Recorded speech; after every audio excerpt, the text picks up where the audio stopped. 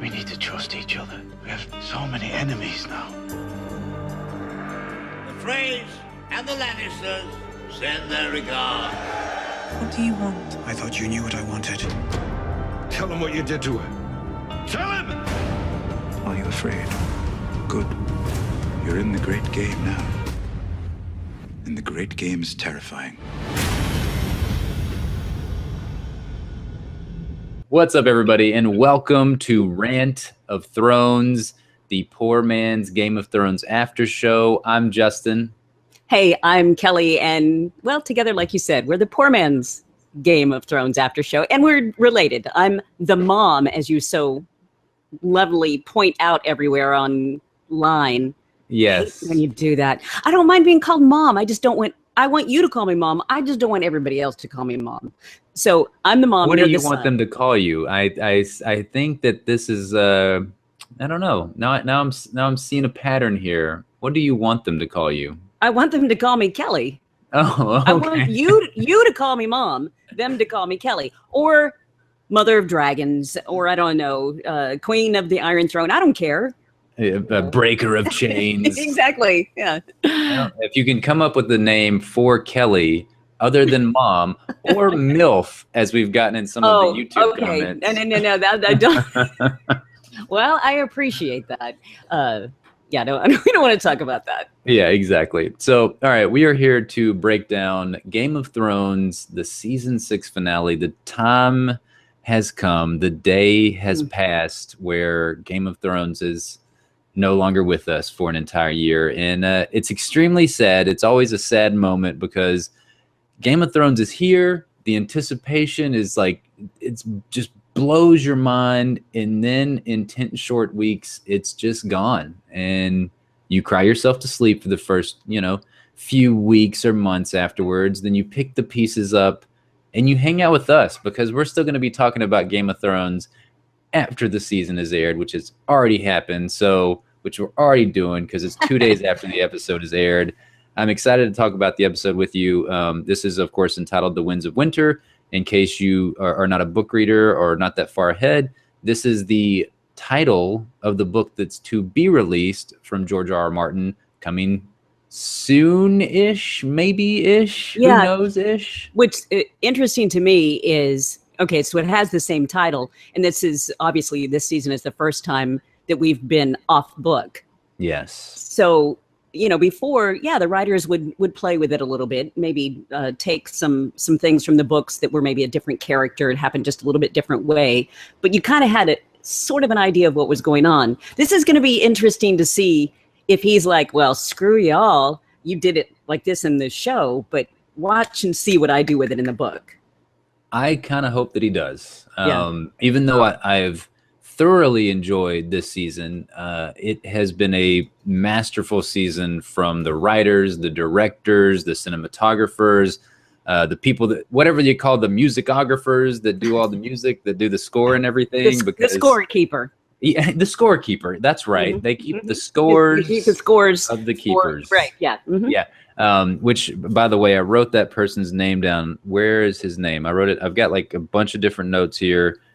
Where did I put it? No. Oh, okay, here it is. And I'm going to butcher the crap out of his name. Okay, that's to be expected. It's coming from you. Yeah, if you're a longtime listener / watcher of any of our stuff, you will know that I cannot pronounce names. But his name, to the best of my ability, is Ramin Djawadi. Seriously? I don't know. I don't know. I mean, I tried. Did you want? Hey, it's spelled Djawadi. How the hell do you pronounce it, punk? I'm gonna feel really bad if that's exactly how it is. Who knows? I mean, I don't know. I mean, I'm not familiar with his work, but I will say that the score in this episode was just magnificent. So chill-inducing. It was so good. I had goosebumps, and I absolutely loved it. It added so much to it. And I have to give a shout out to the costumer. She's an award-winning Game of Thrones costume designer. I guess she was gone for a while, and this is terrible because I can't remember her last name. It's Michelle. shoot, I had it wrote down, but as you've seen, I have so many notes. Oh, I here. saw those notes. It's a lot of notes. Anyway, the costumes, holy crap.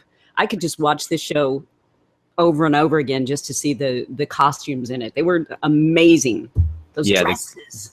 The costumes were definitely on point in this episode. I mean, they've always been really good.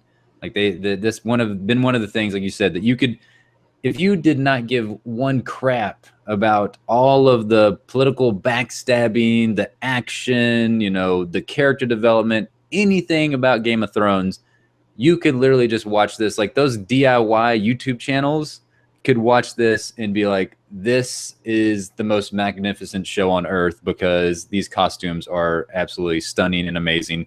And you're right. I mean, we'll get into it a little bit or a little bit later, but that costume that Cersei wore was, good God, perfection. It was just badass. So we're gonna do things a little bit differently this week. We're actually gonna go through sort of scene by scene, not 100% scene by scene, because then we'd be here forever because we're already slightly rambly, if you haven't noticed, and there was a lot that happened in this episode. Us?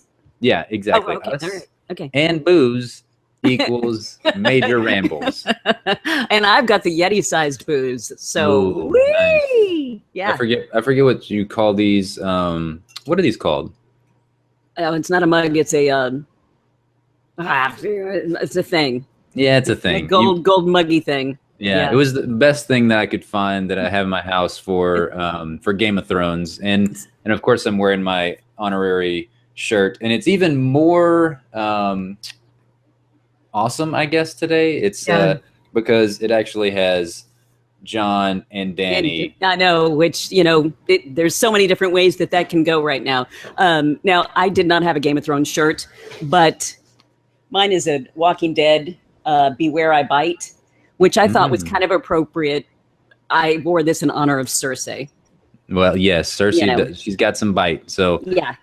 So let's get right into it. We kicked off the episode again, like we talked about previously, that magnificent music that they was playing throughout the episode, because it just, you kick off this episode with everybody getting ready for the trial. Cersei's getting ready, Tommen's getting ready, the High Sparrow, Marjorie, and you just, as they're walking in to the Sept of Baelor, the music was just, like you said, it gave you chills as they're walking in. It was amazing. We see that Sir Loras Tyrell, he's still looking like poop. And he, of course, confesses to his sins. But what was that ring? I don't know. I mean, it just was some kind of, it was a stone, but I didn't know what it signified. But they seemed like they focused in on it a lot. They did. They zoomed in. I mean, it was a brief zoom in, but they did zoom in it, and I'm like, what's going on? What is this ring? Because it just looked like some blown up rock or something, like a quartz crystal or something that was green, or maybe it was kryptonite or something. Like that's kind of what it looked like, was kryptonite. So well, see, I thought it was more of an orangey kind of color. I couldn't really tell, but I was wondering if it was like, I know you are, if it was some rock or something that had been burned by wildfire in the past that turned it into a gem, because once rocks are heated, a lot of times that's when they turn into gems. So that's only it's science. I know. I have that shirt too. But that's the only thing I could think of that would signify. I think you might be right. I mean, because obviously that's what that's what came next, was basically the entire Sept of Baelor getting blown up. Maybe you're right. Maybe that was some kind of wildfire hardened or something, or I don't know. That when you say that, and when I think back to it, it did look very reminiscent of the wildfire that we saw in this episode. But before we get to the actual Sept blowing up, which was fucking glorious, and the High Sparrow, you screwed up. Sorry, bastard. Not only did you screw up, but you freaking killed Marjorie. You bastard, you. I knew that was going to be a really tough blow for you. Everyone else, I mean, it was kind of like, okay, sorry, y'all. But Marjorie, I will miss her, because she was a great foe for Cersei. She was. They were both just conniving. She's very smart. Very smart. They both are great manipulators.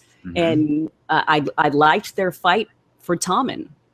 Yeah, it was a nice battle that they had going on for a while there, and I almost thought Marjorie was going to get out because I was just, the whole time. I mean, she's smart enough to realize that Cersei is obviously got some kind of plan in the works, and the High Sparrow, for all of his amazing ability to control everybody and manipulate everybody just as well as Cersei has done in the past. I mean, even better than Cersei for a little bit there.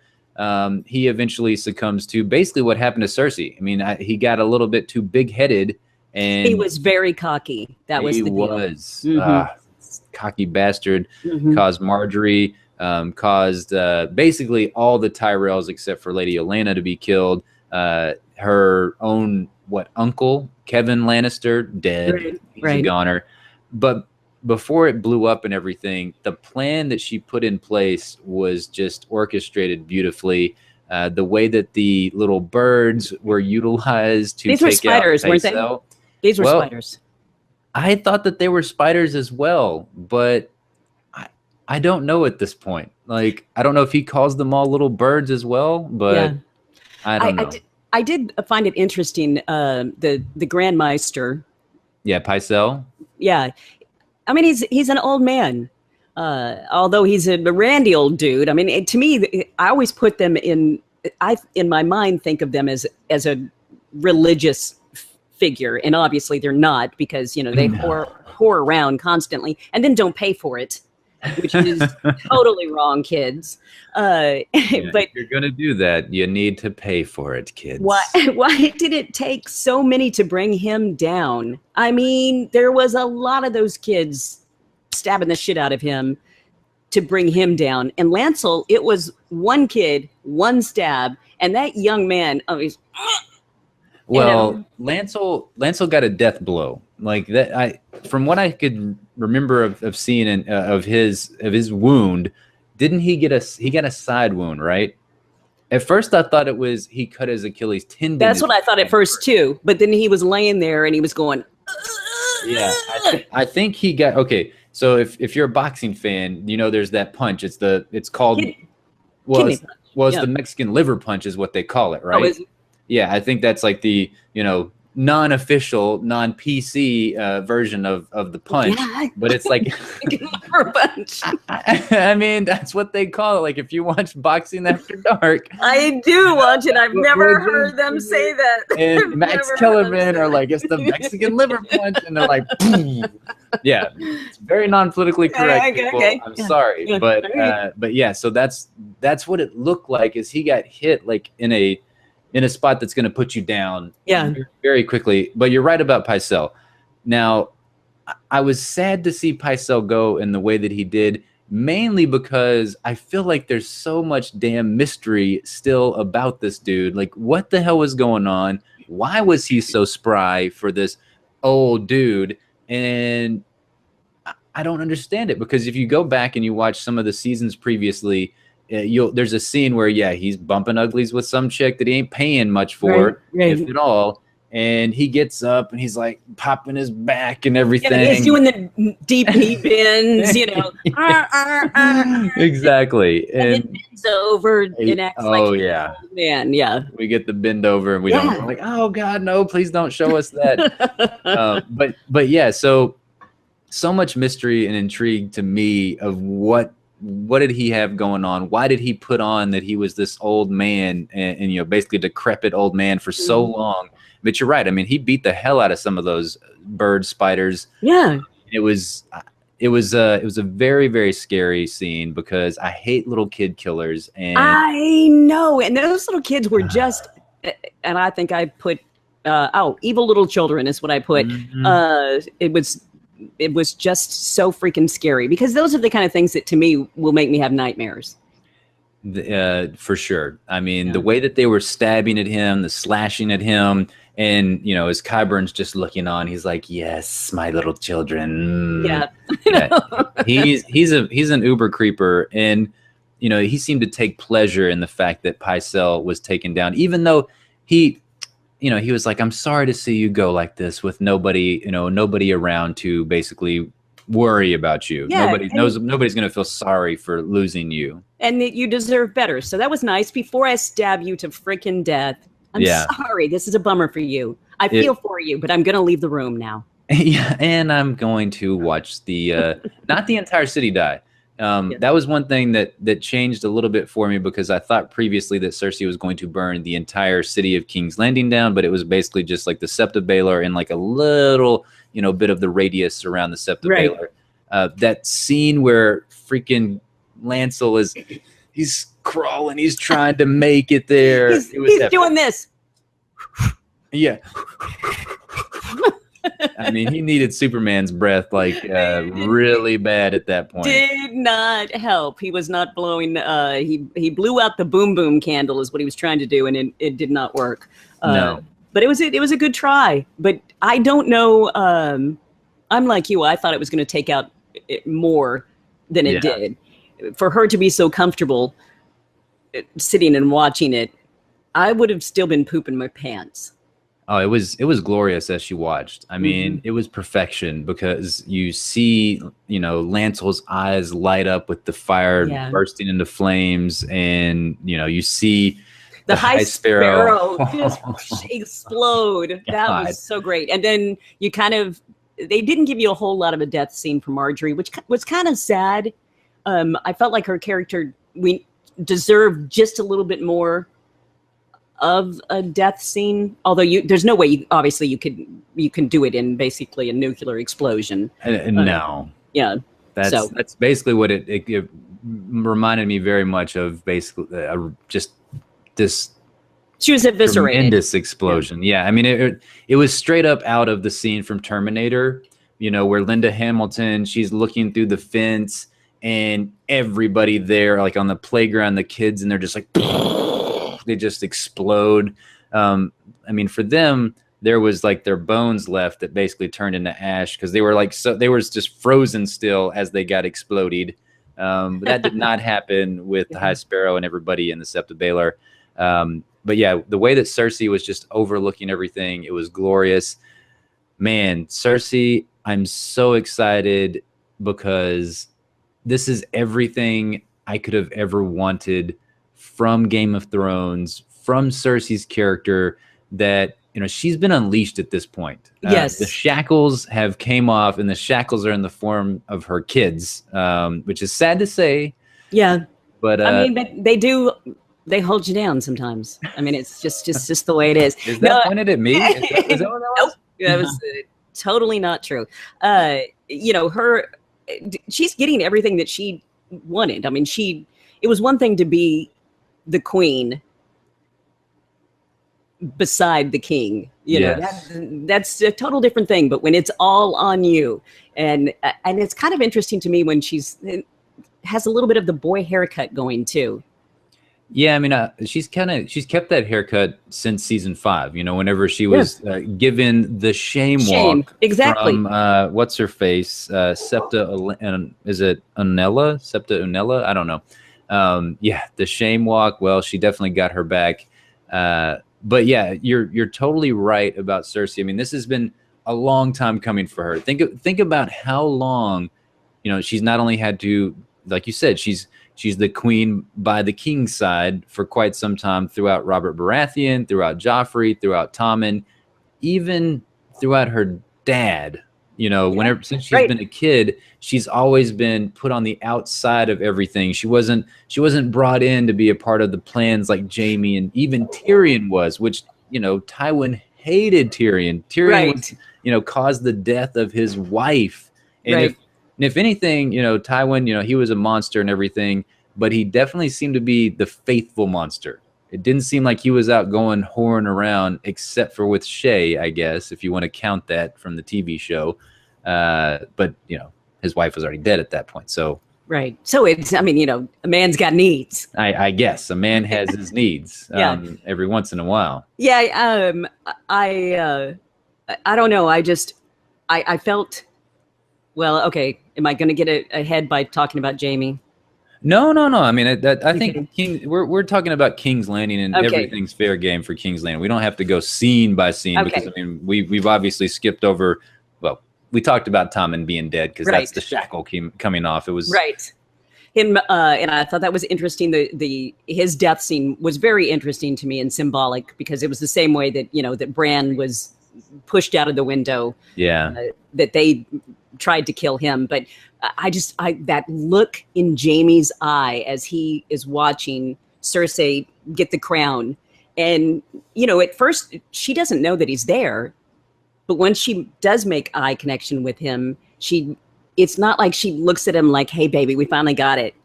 She looks at him like, "You, Jaime, look, I'm the queen," and his is just this. Okay, I don't ever use this word, but I'm going to. He had the look of "you cunt." No, he definitely did. That was Yeah. a cunty look that he Yeah. gave her. Yeah. That's definitely what it was. You're saying that it was interesting seeing how they looked at one another. It was also interesting to me to think about the parallels of how previously Cersei was the one in Jaime's spot, like almost in the exact same spot whenever Tommen would not let her join the King's Court, and she Right. had to watch from afar as basically everybody else kind of looked down upon her. I mean, all those people that were in that audience, who knows how many of those were the people that were like shame and throwing shit at I know. I was thinking the same thing. They had a very robotic look on their face, like, we're here because we have to be. But there was no celebration in, usually there's a celebration in, we've got a new queen, yay! Yeah, no, we're here because this bitch will kill us Yeah, if we don't exactly. show up. Our cousin just died earlier. Yeah, My cousin and my mom and everybody else got blown up. So yeah, I'm gonna look. but at these Bridezilla's tabs. here, Yeah. and we best do whatever Bridezilla says we Yeah. do. So Yeah. no, I mean, I don't know what's going to happen with Jaime and Cersei. I mean, it's going to be one of the most interesting things coming out of season 7 is, there's the prophecy, obviously, the prophecy that she was going to lose all her children, that it didn't matter. They were going to be gone. I can't remember what the name of the ladies. I don't know why. I'm thinking, is it Emily? What was the? I don't know. It was an easy name. It wasn't a fancy Game of Thrones name. It seems like to me, but the little fortune teller chick. Yeah, I what you're can't. talking about. Yeah, I can't remember what her name was. I wrote it down, but who cares what her name is? It's insignificant in the sense of she gave the prophecy. Right. It's all coming to fruition right now. And a part of the prophecy is that, we thought it was going to be Marjorie. We thought Marjorie was the next one or the other one, another one that comes in Right. that's younger and more beautiful and takes away basically everything that you love. Because Marjorie, she was a part of the time where everything that Cersei loved was getting taken away. Right. Because Joffrey got taken away during Marjorie's time. Yeah, she lost 2 of her sons to Marjorie. So exactly, and she technically lost Jaime there for a while because of Marjorie. I mean, indirectly, it wasn't all Marjorie's fault, obviously, but the battle and everything was going on, and yeah. So I'm gonna give her at least 2 out of 3. And we won't count Jaime. We won't count her losing Right. Jaime. But yeah, I don't know. And now I'm thinking, okay, is Dany this younger and more beautiful one that comes in and is going to take away Cersei's throne and take Right. away everything that she loves? What does she have that she loves anymore other than herself? well, and power. I mean, the crown. She loves the crown. I know we need to speculate this eventually when we get there, but I just want us to remember who you're going to ship Dany with. Oh God, nobody. You're not, because she eventually says in the episode, and like I said, we're gonna we'll get It's to fine. it. We can't stay on book. Who gives a shit about staying on book? Yeah, go everywhere we want to go. Okay, so unfortunately, Dany has to leave Marine and kicks her just gorgeous boo to the curb, which I hated. I hated that so bad. But she's telling him that she's going to have to make a marriage. He can go make some romantic comedies now. Oh, God, I hope so, and I hope he takes his clothes off.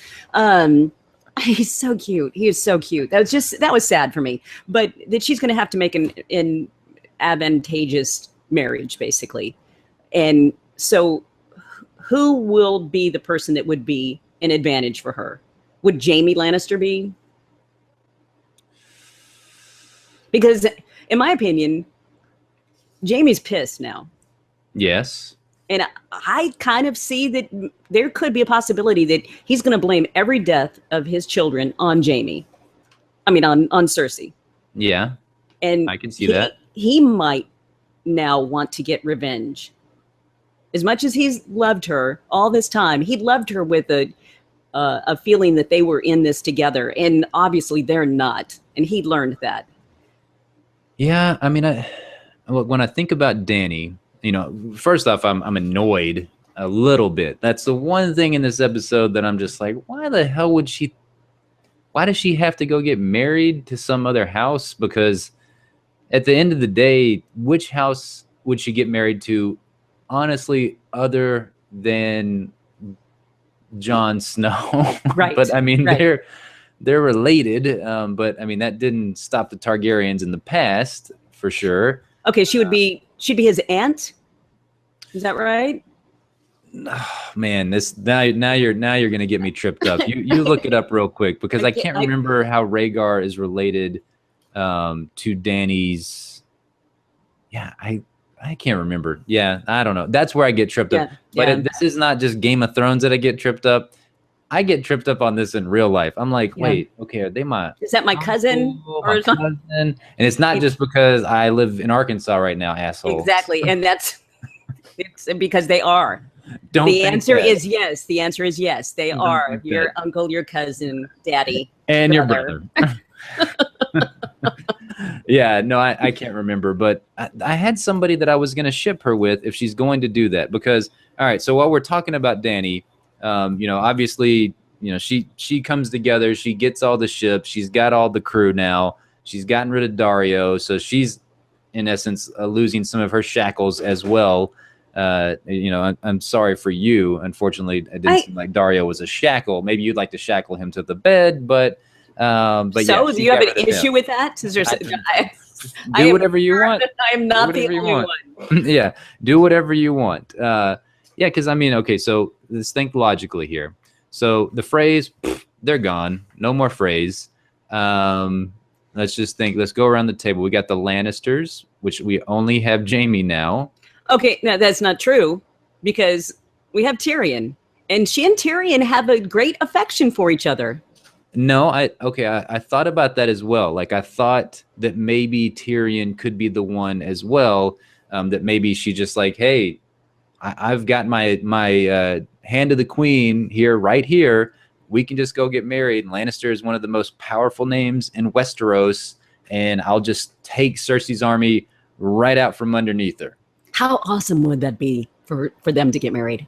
It would be pretty interesting. I don't think it would happen. I like the Jaime one better, honestly. Yeah, well, yeah, I mean, Jaime, that would be a slap in the face for real, because that would be taking the only thing that Cersei loves anymore, maybe. I mean, like we said, who knows if she still loves Jaime. The way she's looking at him, she didn't even look like she looked at him. She looked like he was there, and she was just looking at the wall behind him. She looked through him. She did look through him. Man, this is a really difficult question, because like, who would she marry? Because obviously she's going to go after Euron at this point. Oh, I remember what I was going to bring up. I was going to bring up the fact that another marriage that I could see happening that could be cool. I don't foresee it happening, but think about this.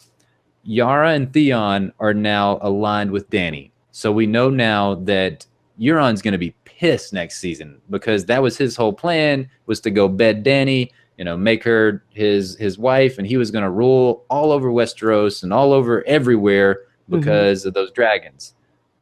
That plan has gone to shit now, because Yara and Theon made it there first. What if Euron and Cersei came together? Oh my God. That could be cool. That could be an amazing pairing.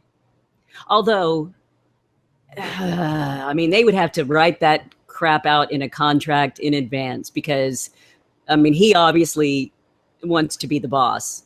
She's not going to have any of that. But think about this pairing, not in the sense of, who's the boss and who's below the boss or anything like that. Think about these as two maniacal psychopaths that just want to wreak havoc all over Westeros and the Seven Kingdoms. I mean, that's more so what I see. Like I don't see them coming together out of, I want to be king, you want to be. Now, don't get me wrong. I could totally see these two, sleeping with a knife, like right beside them, Right. If you try to get out of line, I will stab you to death in your sleep because I'm the real, boss bitch around here. Yeah. Yeah. So I could definitely see that. But I find that super interesting, mainly because at this point, there's no way in hell Cersei is going to be able to take Dany and her freaking ginormous ass army on. I get that the Lannisters do have a lot of men. They've got one of the largest armies in Westeros, but did you see all them ships and freaking Unsullied and 3 dragons, dragons, all kinds of crazy shit. They've aligned themselves with Dorne. We finally saw Dorne again since basically like the season premiere. They've tried to tuck that away as long as they could. They were like, oh, shit, they're gonna wonder what happened to Dorne. Damn it! I guess we gotta bring it back for an episode. Varys is gonna freaking use the some kind of transponder teleporter thing to get there and then get back to the ships. I know that was the time jumps on it were. I guess maybe they were just trying to make a point. That time was passing, even though it felt like for us that this was all like just a couple of week period. Yeah, that it was just a nice fluid, but. Obviously, Gilly Sam's baby turned into a giant also. I didn't even see the baby in this episode. That's how stunning Gilly looked. Well, she did look pretty hot in that dress that she had on. I will admit, but there was a baby on her hip, just FYI. She had the baby right there on her hip. Saw right through it. Just like Cersei saw through you, Jamie. I saw right through that baby. I was like, oh, you got a baby? I didn't even know it. I think I'm going to take you to a steak dinner right now. Well, basically, the baby actually, I think, had Gilly was holding Gilly. Was holding Gilly? That's how big that kid has gotten. But it's funny because that there was a couple of, to me that was kind of unnecessary to the story. You talking about Samwell's part? Yeah. Well, we needed to see that badass library. Come on. That was straight out of Uncharted 1, which you haven't played Uncharted 1, right? And I think I have not played Uncharted 1. Okay. And I just saw it and I was like, oh my God, this existed. This, the whole mirror thing to bring in the lighting. And it was just, that was incredible. That's Google. That's the internet. I'll have to look it up because, I mean, I got feelings of like, of Doctor Who, of Harry Potter. I'll have to make it through that part in Uncharted because I have the game. I just have not beaten one because of those stupid ass Vons. They'll be the death of me.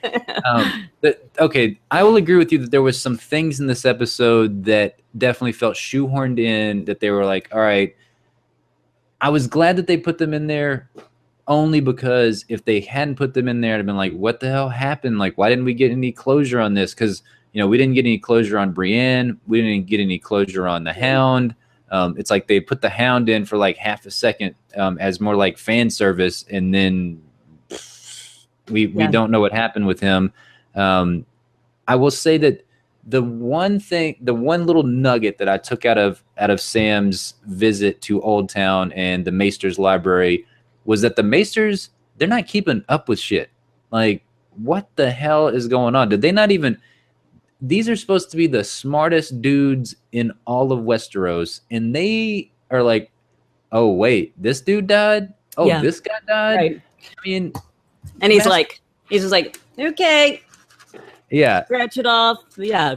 Yeah. It was an interesting moment of comedy too. Like, Yeah. you know, they try to throw those in, I guess, in these like really, really somber, just dramatic episodes. I don't know, maybe to I mean, we got to breathe every now and then again, I guess. I mean, this is like an 80-minute finale. So yes, like the feast that Walder Frey was putting on, and Braun giving Jamie shit about, you don't even have to do anything. They just all come to you. You know, you can just sit there and all the women want you. So yes, we didn't have as many moments of lightheartedness in this episode, obviously.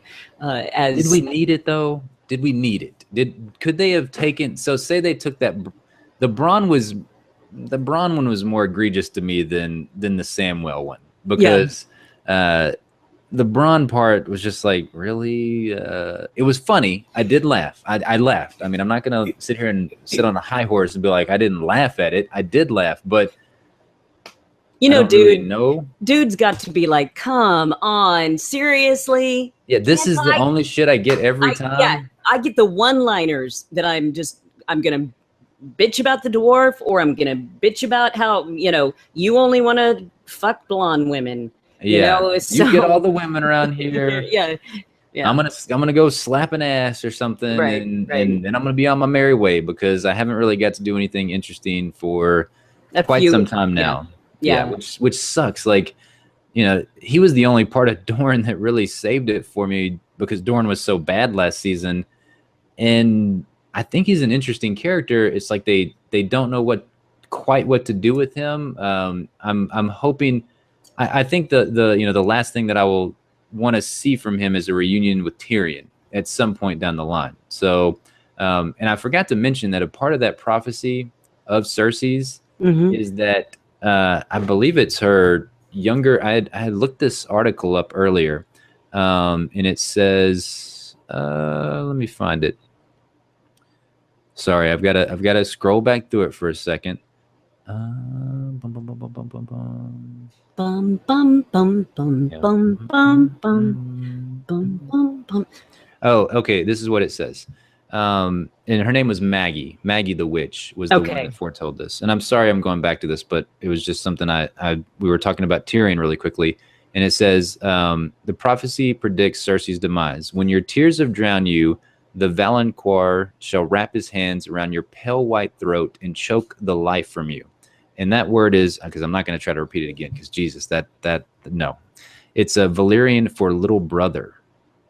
Oh, yeah. So, what kind of twist of fate would that be if Tyrion was the one that came back, and as Dany has conquered Cersei and conquered Westeros, well, conquered King's Landing at least, because that's probably that's got to be first on the list. Right. As Tyrion comes in and, you know, just deals that final blow, what's that going to do between him and Jaime?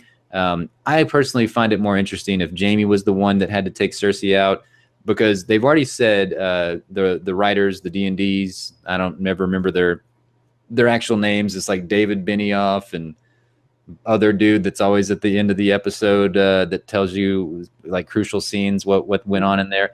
They both came out and said that season 7 is mainly about Cersei and what she will do next. So I know we're all about Cersei, but I mean, she was magnificent in this episode. So love her.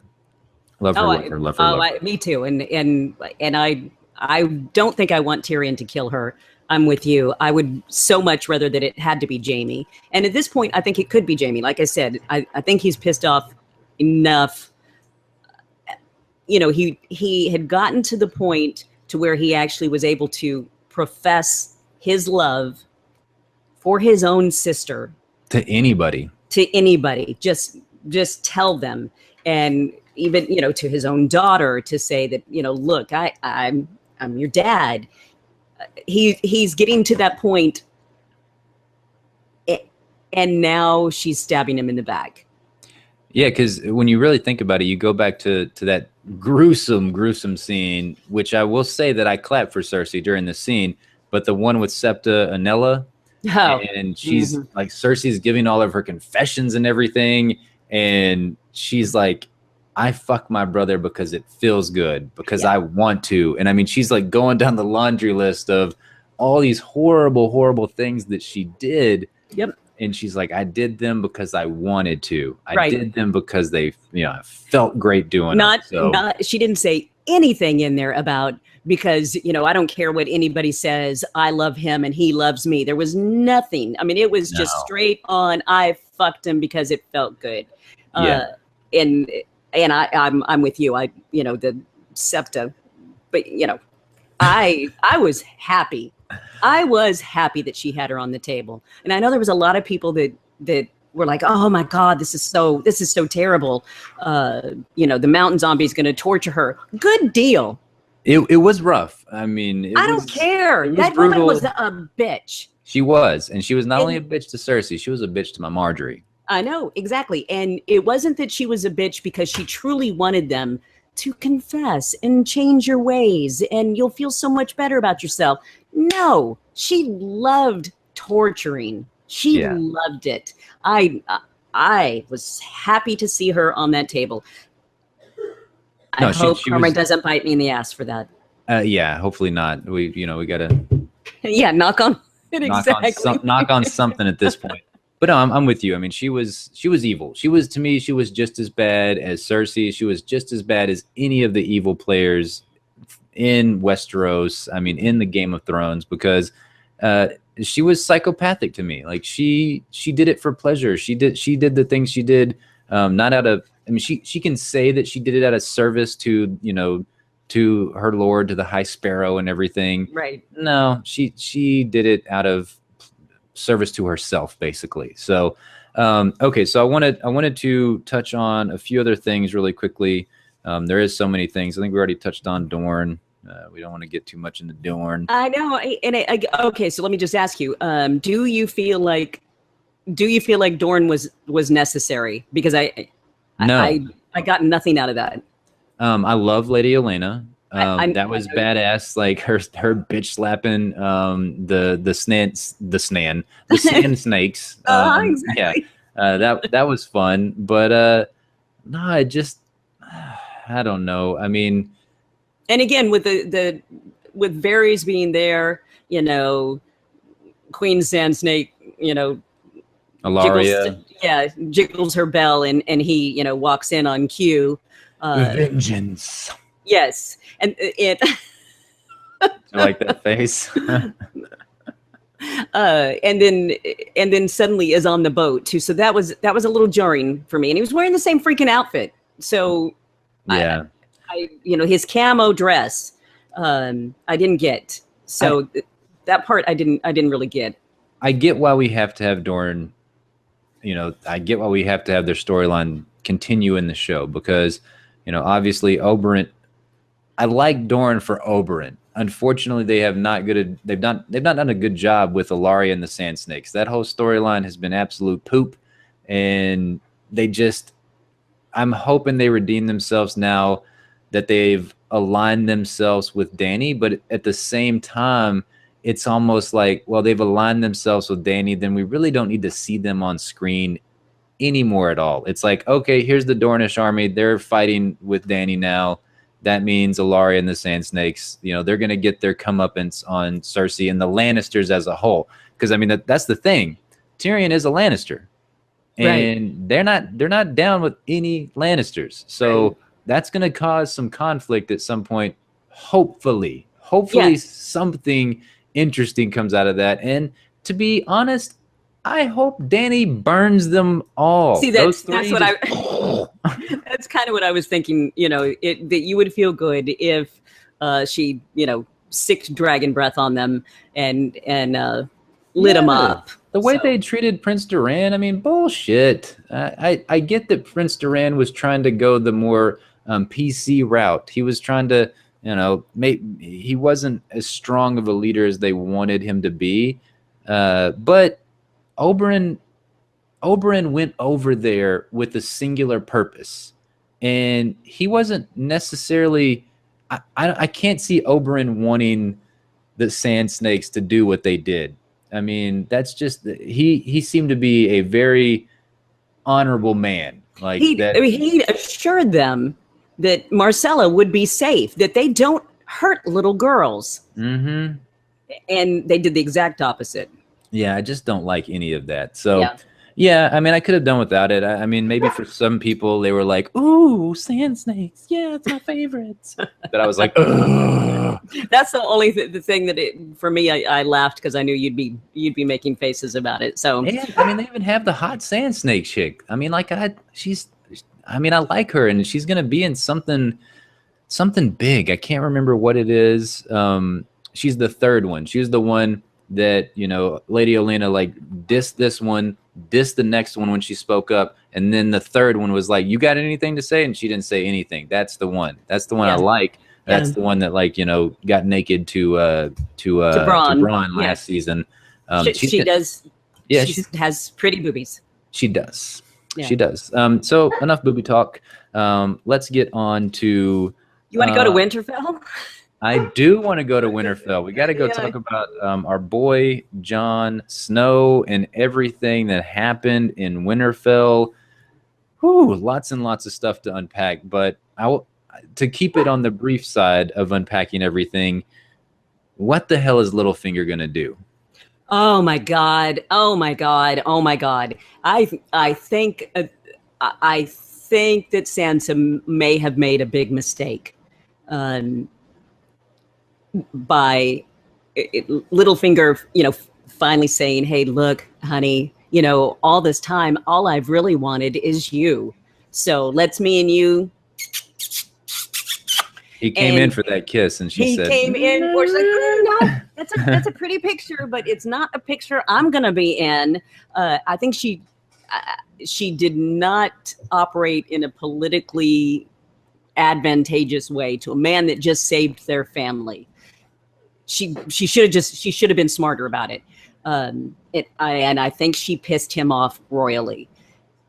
That look on his face as, you know, we're in the Great Hall and everybody is pledging their allegiance to, you know, the new King of the North. "The King of the North, King of the North, King of the North, King of the North." Lady Mormont." Oh my God, I know. God, she's so great. I kind of want her to be the Queen of the Iron Throne.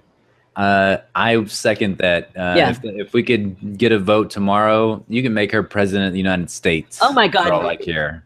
Definitely. I would vote. I would vote Like, for her. You refuse the call. You're out. You're out. You're fucking out. I'm fucking in. Yeah, she was great. She was there. You got your Braveheart speech in this episode, and it came from her.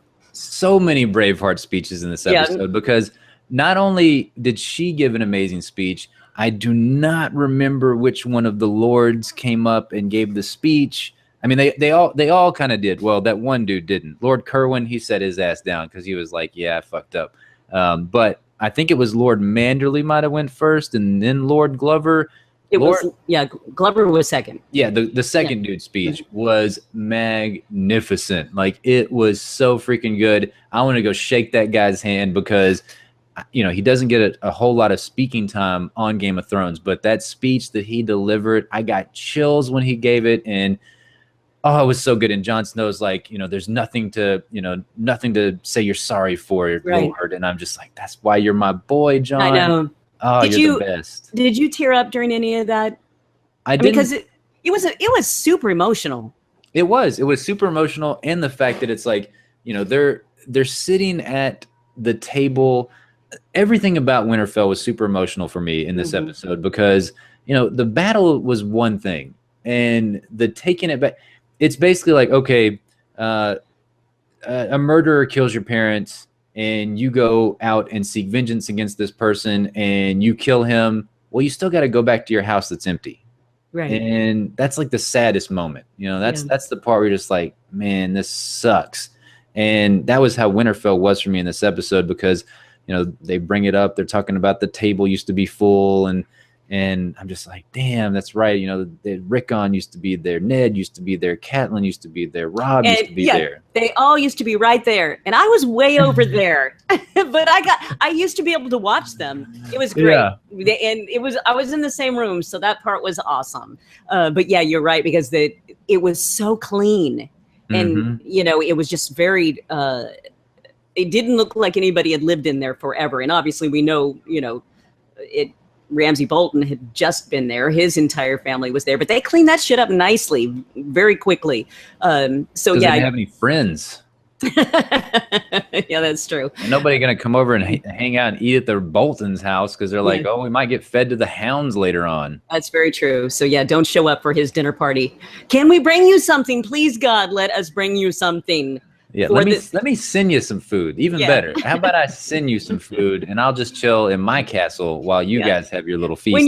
When you get the invitation in the mail, and you know, they have a special stationery. It's the X, and it's the guy hanging upside down, and on the inside it says, "You're invited to a barbecue." And you're like, "Oh, Jesus, what does this mean? Yeah. Are we the barbecue?" Or so I definitely would not been Gareth eating at would have Winterfell. gotten really well with the Boltons. Like, I think Gareth would have had a good old time with from the Walking Dead. Yeah, exactly. Because I mean, I think him and Ramsay, they would have been besties. They would have been best friends. Yeah, definitely those cute bad boys that you would want to stay away from. I think I want a shirt now that's like, you know, Ramsay Bolton and Gareth, like, come on over to the barbecue. Yeah, exactly. Gareth has a leg in his hand, and like, you know, Ramsay's like walking his dog in the background or something. Yeah, that would be a fantastic shirt. But yeah, so back to Littlefinger. He's not going to be happy about this. He wanted Sansa to pronounce her claim to basically be the Queen of the North. I don't know what he wanted there, because I mean, he says, you know, every move he makes is in the effort to put himself on the Iron Throne, which I'm glad that he finally came out and said it, because I've been wondering this forever. I'm like, what is Littlefinger's ultimate goal? Like, because, you know, he kind of always would get really close to the people in power, but then he would slink away when anything bad happened. He was always a player in the background. And and I know we always felt like his ultimate goal was to have Sansa. And so we were extremely surprised when he sold her off to Ramsay. That was very, very odd. And again, why he thought that his move for her would be accepted. You know, I know you saved me, but still, you sold me to a rapist. So why would I want to marry you? So I'm with you. I'm glad that he finally declared himself. But I want to ask you this about that whole thing. We saw that he was obviously pissed when everyone was declaring Jon the King of the North. Did you feel like, because Sansa had a look on her face that she didn't have a look of, my bro, you know, she seemed confused. She was smiling momentarily. Then she looked over at Littlefinger, and then the smile kind of just disappeared. So I felt like she was happy for Jon for a little bit. And man, I don't want to see that shit next season. Like, I don't want to see Sansa backstab Jon. I just don't. Even though I don't really know, you know, at this point, it's like, okay, what is Sansa's storyline going forward in the Game of Thrones? She's not a fighter. You know, she could be the lady of the house. You know, she can rule over Winterfell while Jon goes to battle. I don't really want to see that either, because I would like to see her, you know, doing things next season. Like, I don't know what it is that I want to see her doing, but I get that probably the most interesting storyline at this point to come out of her would be evil Sansa, because you know, a lot of people were contemplating whenever Ramsay delivered that line of, you know, I'm a part of you now, that meant that she was pregnant. I think for me, it means more that I'm a part of you now, because look at the way you killed me. You killed me in such a brutal fashion that Ned would have been so ashamed Right. had he seen Sansa kill somebody this way. Because I mean, Ned didn't like killing people, but he did it because that's what he was supposed to do. Like that was a part of his oath to his house, and to Right. it was more of like an honorable thing that he had to do. Now, granted, at the Tower of Joy, he didn't kill that dude in a very honorable way, but That wasn't his that's just fault, one though. fuck up. That wasn't his fault. No, it was not his fault, but he.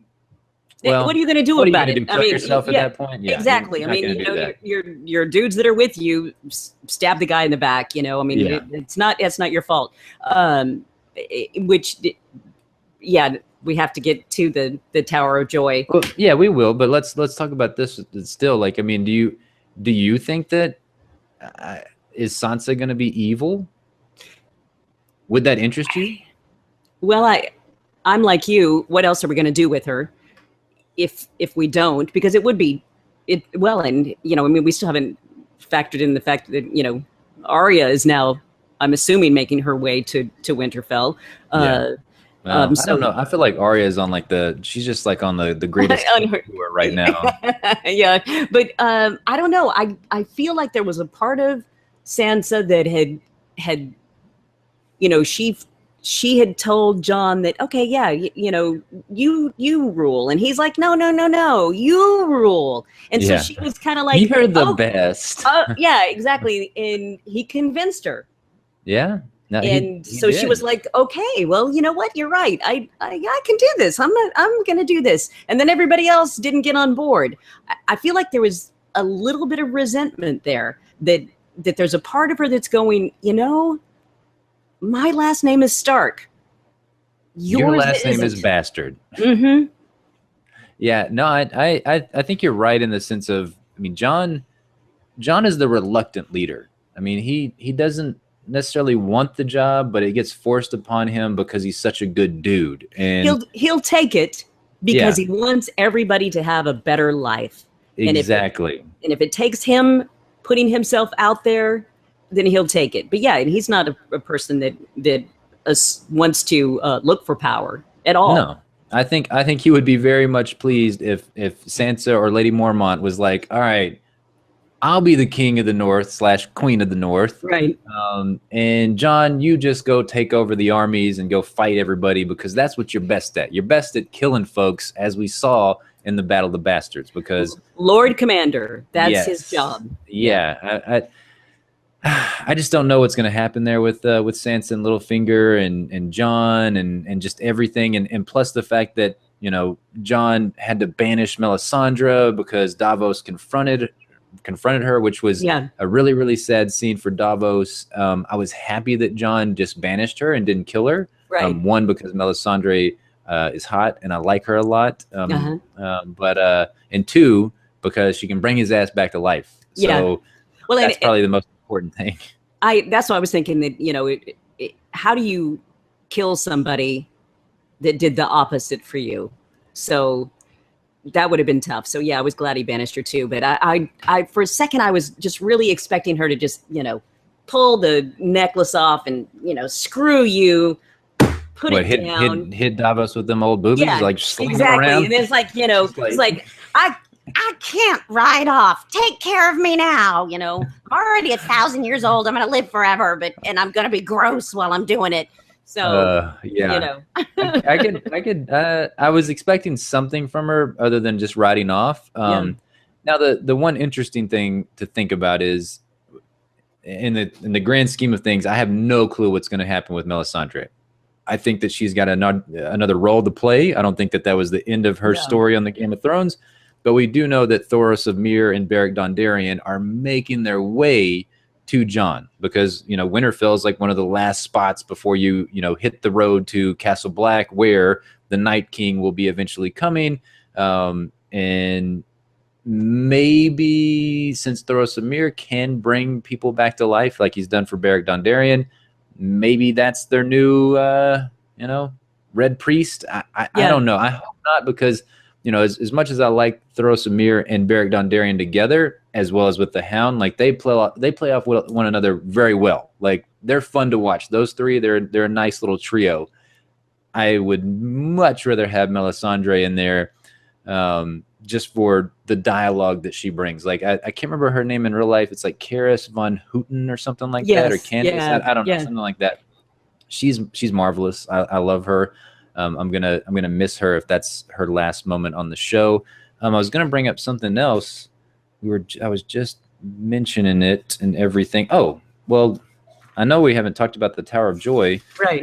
Which was freaking awesome. It was magnificent to finally, maybe, possibly see that R plus L equals J is true. But of course, the damn writers, they're like, we're gonna keep you guessing a little bit, even though they like panned in and they had that shot of John, that his eyes was, oh my god, that was so great. But you've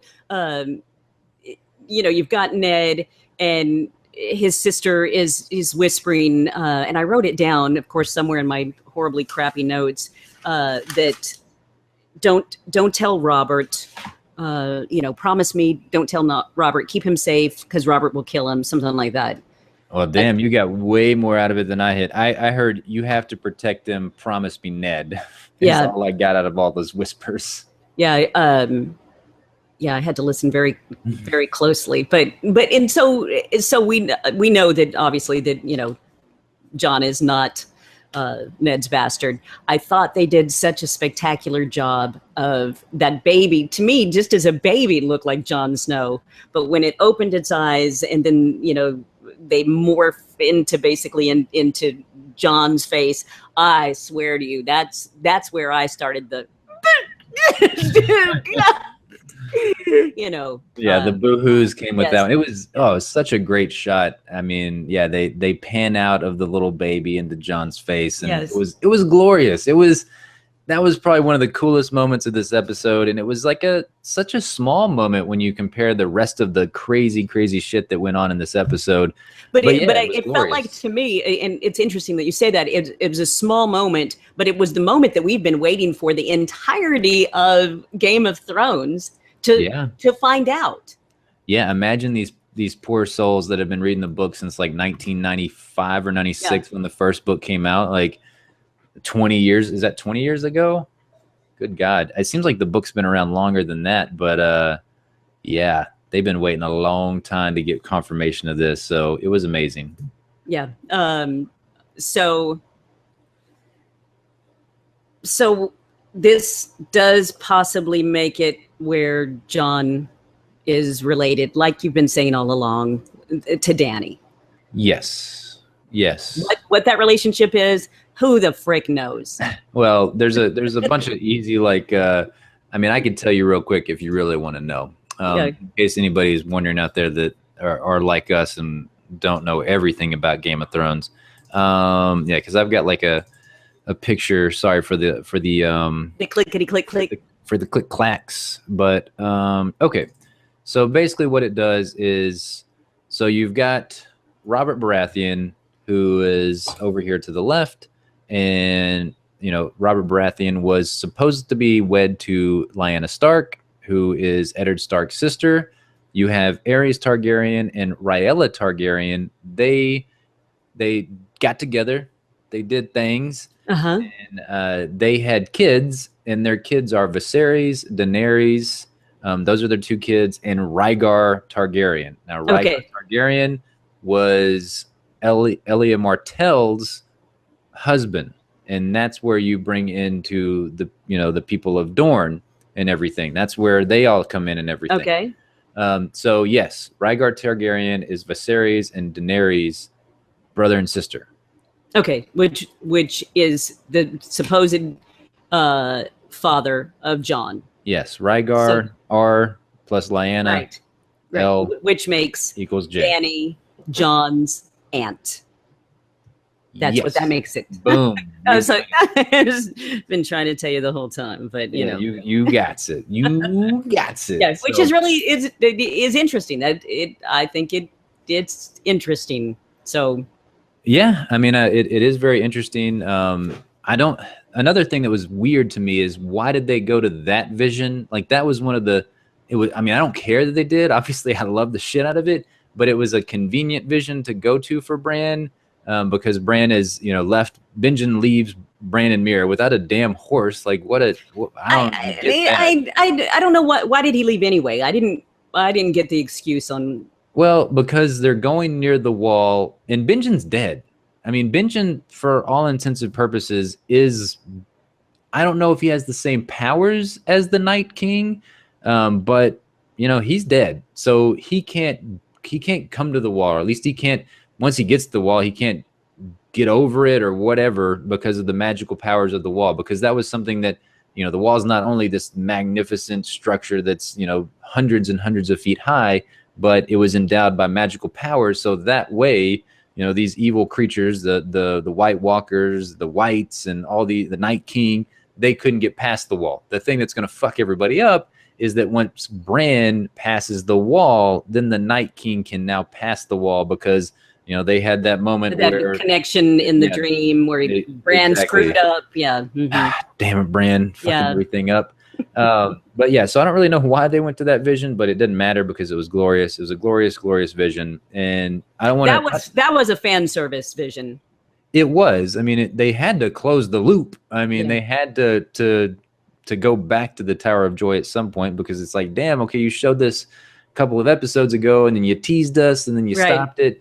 But it was such a cool moment, and I didn't get my Ned that I wanted to see in season 6. Like I wanted to see Sean Bean's Ned come back to the show one more time in a vision of Bran's or something like that, and maybe we'll get that in season 7. Yeah. I really, really hope that we do. I think that would be an interesting thing to see on the show. We didn't get. Well, I'm not going to go into it because it's like a book thing, and I thought we were going to get it in this episode, but it's a certain character coming back on the show, coming back to life, but it didn't happen.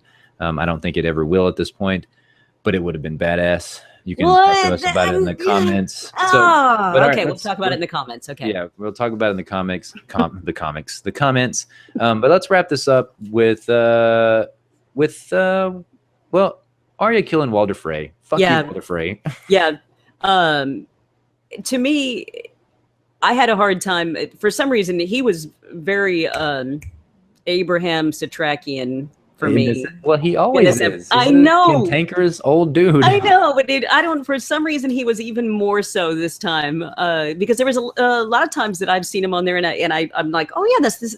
I didn't even realize it's the same dude, but for me, it was the same guy. But I just loved. I loved that whole her getting her revenge there was beautiful. Not only her revenge, but the revenge for all of us and the Red Weddings. Rob, for Catelyn. I mean, Black Walder is the one that wasn't he the one that cut Rob's throat or Catelyn's throat? I can't remember that far, but the one that stabbed the baby in the belly, and oh my God, that was horrible. So I was really, really so happy. And I loved just the look on her face as she just holds him still until he just bleeds out of his throat. You old freaking cantankerous bastard. Yeah. And the fact that she fed him, the Blue Plate family special, which I thought was really interesting. So it was great. That line, the last thing you're ever going to see is a Stark smiling down as you die. Yeah. Yeah, that was nice. Mm-hmm. So it was epic, and Arya Stark has a name, and she's gonna. I don't know who's next on her hit list, but damn, they better watch out. I don't know how she got the faceless men masks. I don't know if whenever she was killing the waif and putting her face up there, she was like, "All right, I'm gonna grab this one, put it in my back pocket. I'm gonna grab this one, put it in my backpack." Or did she? I mean, did she just learn the trick? Did she end up having to kill one of those servant girls?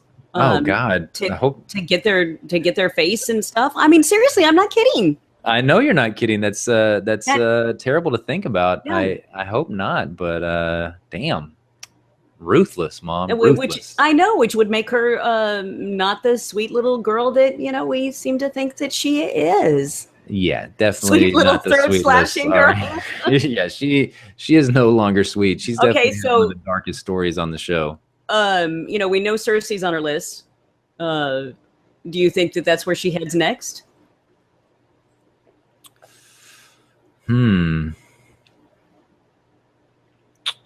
No. No? I don't think she. I don't think she's gonna. I don't think Arya's gonna have anything to do with Cersei. I really don't for season 7. I think that I cannot even remember her list. Let me think. Let me see what Arya's list is really quickly. So Arya's list, her hit list, and this is what we're going to end on. Arya hit list. I'm curious what all is going to come up. I hope you're looking at a site that is, It's a clean one. It's a good okay. one. All right. Here's who's left on Arya Stark's kill list in Game of Thrones. By murdering Walder Frey, Arya not only crossed a major name off of her infamous list, but she also finally demonstrated the payoff of nearly 2 seasons of faceless men. Blah, blah, blah, blah. We don't need to hear about that. Okay. So here is her list that she still has. She has Cersei, just like you said. Ilan Payne beheaded Ned on orders from Joffrey Baratheon. Gregor the Mountain Clegane. Sandor the Hound. Good freaking luck with that one. Melisandre's on her list. Ooh, I forgot about that because she's the one that took Gendry away. She has Beric and Thoros Amir. Do I remember these names on the list? This list seems questionable. Yeah, there's some little 12-year-old kid that's like, I'm going to put this out on the internet, and somebody's going to put this. Magazine. Oh, okay. I don't know where you were looking. No. I mean, I'm not saying Time Mag. For all I know, I mean, shit. When's the last time you saw a Time magazine out there? I think it went bye. Yeah, it's just online or something. Yeah. This is on Yahoo, but I think it's Time Magazine wrote it, or whatever. Mm-hmm. Okay, out of all those people, Ilan Payne. Ilan Payne's gonna get it next. He's number 1 on the hit list to me. Ilan Payne, you're a goner. It's season 7. I hope you enjoyed your time on the show, but you got to die, son. Now that does mean that she will get close to Cersei, I guess, because Ilan Payne is part of the the Lannisters' army and whatnot. So I don't know. I don't know what's going to happen with Arya, but I'm glad that even though I don't agree with some of the crap that happened with her and the Faceless Men, if she just took the little bits and pieces of how to basically get by in the shadows, and kill folks in a stealthy way. It just took them a long time to get her to that point. I think they could have really condensed that whole 2 seasons of that her training. Yeah, they could have. So, but who are we to talk about condensed? Yeah, exactly. We don't condense shit. So. All right. Well, I think that wraps up our conversation. 10 bacons. Oh, yeah. Oh, okay. So that's your score. 10 bacons. 10 out of 5. 10 out of 5. Okay. Man, I don't even know how I can top 10 bacons. Okay, I'll raise your 10 bacons and I'll give you a whole pig. Oh, okay. Yeah. How about them apples? All right. So you liked it. I really liked it. It was good. Yes, it was good. It was a very fantastic episode. Sure, did it feel like a lot of fan service on a lot of things, but who cares? Like, it doesn't take away anything from the episode being masterfully done. Like, everything in this episode, everything we talked about at the top of this podcast, the costumes, the music, the cinematography, the acting that was illustrated in this episode was glorious as well. And there was lots of cool surprises that, we didn't see them coming that way. So I really enjoyed it. So yeah, me too. Whole pig out of 5. Okay. All right. Well, we want to know your thoughts in the comments down below. You can email us. It's rantpocalypse@gmail.com. We'd love to hear your thoughts on this season 6 finale of Game of Thrones. What are you going to be watching with no Game of Thrones on? That's going to be a really, really sad moment. Just a shameless plug for our stuff. We're about to catch up on Outcast, which is a show off Cinemax, and it's a comic book by Robert Kirkman, who also did The Walking Dead. And we're going to catch up on Preacher. Yes. And we're going to be doing Killjoys. Yes. We're going to be covering Killjoys as well. And you have you guys are going to do an interview with one of the cast members of Killjoys on sometime this week. So there's a lot of fun stuff coming up. Lots and lots and lots of fun stuff. So please don't just think that because Game of Thrones is done that we're going to just sit on a shelf until next year, because totally not the case. Not the case. Yeah, we're going to be interviewing, by the way, Aaron Ashmore. So not just anybody on Killjoys, but the dude on Killjoys. So he plays Johnny Jacoby. He's like one of the main characters. So super excited. And he is kind of cute. He's a cute man. He's a cute man. Cute, and I'm a little nervous. So, wish me hopefully some good lucks. But yeah, we want to know all your thoughts, what TV you're watching. I'll throw it all down there. Email us, rantpocalypse@gmail.com. Thanks so much for joining us on our Game of Thrones journey. Like I said, we will be doing more stuff for Game of Thrones throughout the hiatus. Yes. So please join us for that. And we appreciate you guys hanging out with us for all of this and putting up with our rambling. Yes, we do. So thanks so much. We hope you have a fantastic rest of your week, and we will see you with other stuff soon. Bye.